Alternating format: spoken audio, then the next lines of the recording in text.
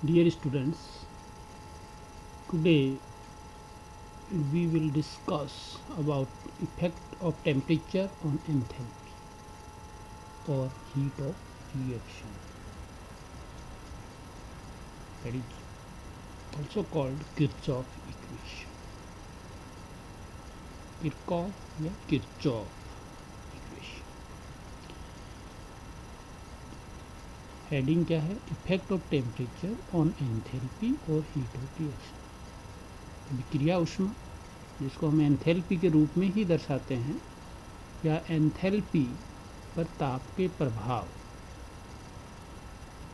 के लिए जो समीकरण लिखते हैं वही किरचॉफ समीकरण कहलाती है, क्योंकि किरचॉफ ने ये समीकरण डेराइव की थी. जैसा कि आप जानते हैं, एंथैल्पी क्या होती है?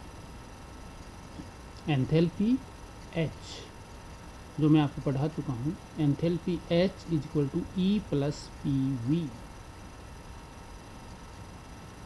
इसका मतलब एंथैल्पी आंतरिक ऊर्जा और दाब आयतन ऊर्जा का योग होती है. ठीक है.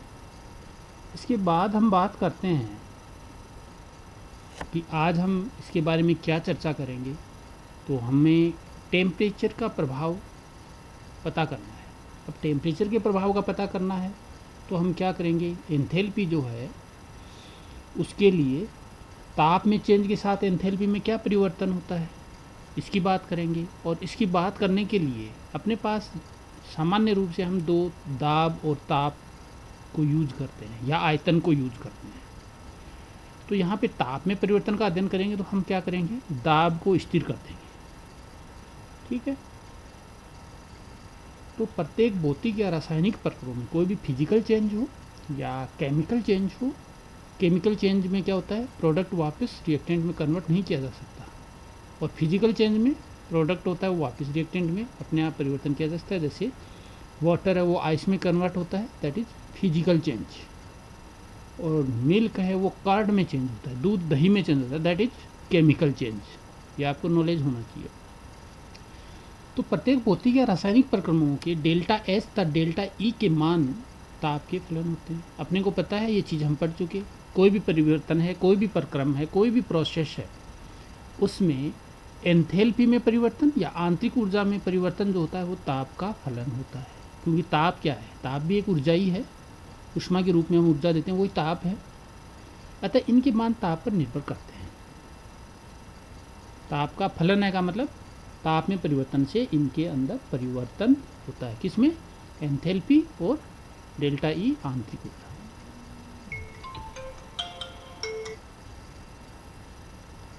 उष्मागतिकी के प्रथम नियम द्वारा डेल्टा एस तथा डेल्टा ई पर ताप के प्रभाव की गणना की जा सकती है. कैलकुलेशन कर सकते हैं फर्स्ट लॉ के according.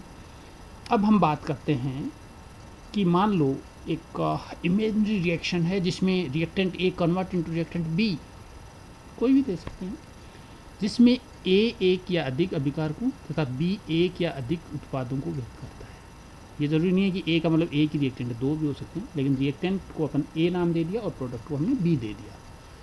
Then we can say यदि एच ए तथा एच बी क्रम से अभिकारकों तथा उत्पादकों की एंथैल्पी हो तो एंथैल्पी परिवर्तन या अभिक्रिया उष्मा. हम ये कह रहे हैं कि एच बी क्या है?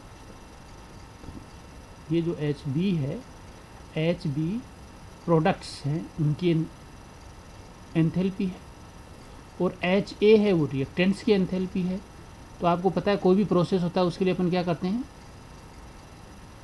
Value in final state minus value in initial state.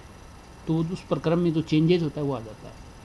तो एंथैल्पी परिवर्तन अभिक्रिया उष्मा डेल्टा एच जो अपन लिख रहे हैं वो क्या करेंगे?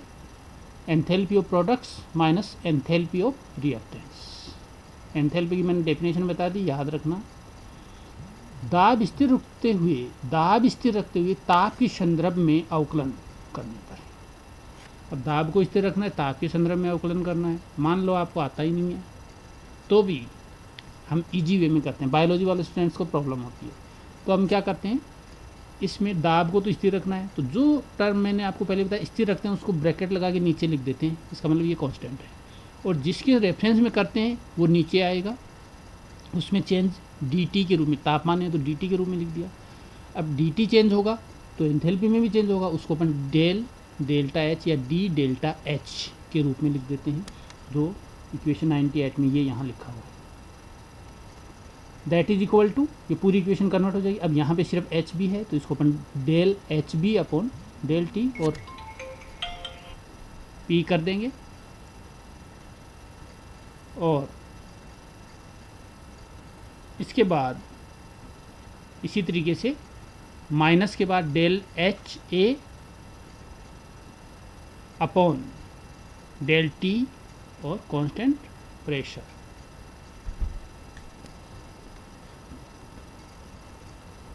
अब इसके बाद बात करते हैं del H upon del T P, ये जो लिखा हुआ है del H upon del T at constant pressure that is called C P, ये हम पढ़ चुके हैं।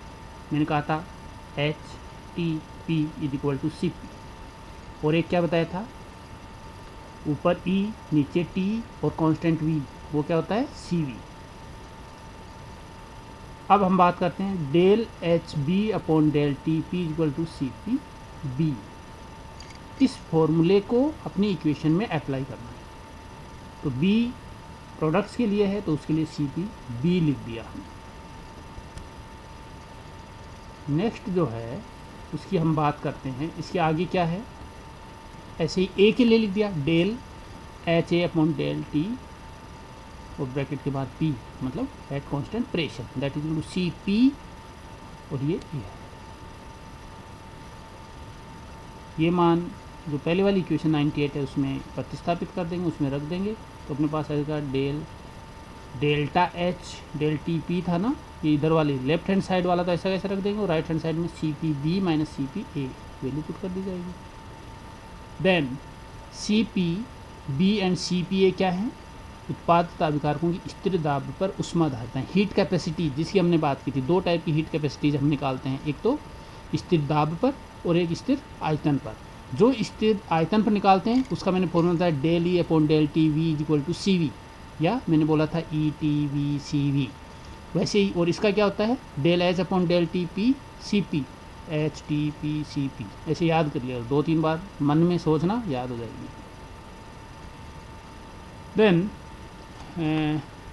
सी पी बी है प्रोडक्ट के लिए और सी पी है रिएक्टेंट के लिए, प्रोडक्ट माइनस रिएक्टेंट के लिए, तो इसको अपन डेल्टा सी पी, क्या चेंजेस हुआ उसको डेल्टा सी पी के रूप में लिखते हैं। Delta C P is equal to उत्पादों तथा अभिकारकों की ऊष्माधारिताओं का अंतर है, पता चल रहा है फॉर्मूले से अंतर है, इनका डिफरेंस निकाल लिया अपने।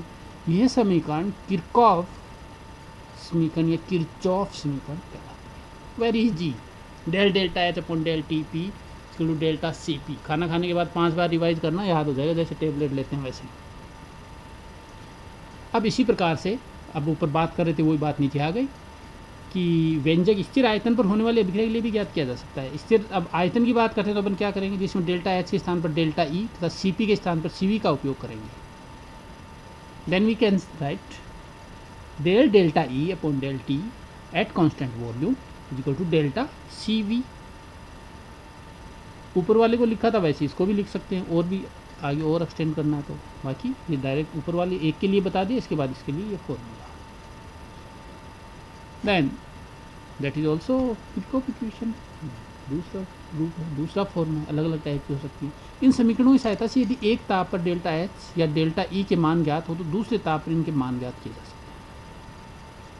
माना कि दो भिन्न भिन्न तापों T1 तथा T2 पर पूर्ण ऊष्मा परिवर्तन के मान क्रमशः डेल्टा H1 तथा डेल्टा H2 हैं। दो अलग अलग ताप लिए अपन ने, एक T1 लिया एक T2 लिया, उसमें पूर्ण ऊष्मा परिवर्तन या एंथैल्पी चेंज डेल्टा H1 तथा डेल्टा H2 है। अब ऊपर जो समीकरण लिखी थी उसी में हमने क्या किया, हमने जो लिख रखा था उसमें ऊपर जो समीकरण थी उसमें क्या था, del delta H upon del T और कांस्टेंट प्रेशर था, तो प्रेशर की लिमिट को वहाँ से हटा दिया, अपने को पता ही है प्रेशर की लिमिट है। अब अपने क्या किया, del delta H upon del T था ना, उसको साइड में ले गए, मतलब राइट हैंड साइड में, तो वो डेल्टा सी पी के मल्टीप्लिकेशन में आ गया। तो अपने क्या लिख दिया, D delta H left hand side में that is equal to delta C P D T, ये देखिए। और इसके पहले इंटीग्रेशन कर रहे हैं इसलिए इंटीग्रेशन साइन लगा दिया, और कहाँ से कहाँ तक लिमिट है, डेल्टा H1 माना अपन ने, ठीक, और एक टेम्परेचर T1 पे और यदि टेम्परेचर T2 करते हैं चेंज, तो उस कंडीशन में अपने पास डेल्टा H2, तो लिमिट कहाँ से कहाँ तक हुई, डेल्टा H1 से डेल्टा H2 तक, और टेम्परेचर लिमिट T1 से T2 तक। इधर dt है तो इसके यहाँ इंटीग्रेशन साइन पहले लगाया, तो ये T1 से T2 जो टर्म जिधर होती है, यहाँ डेल्टा H है तो इसके पहले डेल्टा H1 से डेल्टा H2 लिमिट।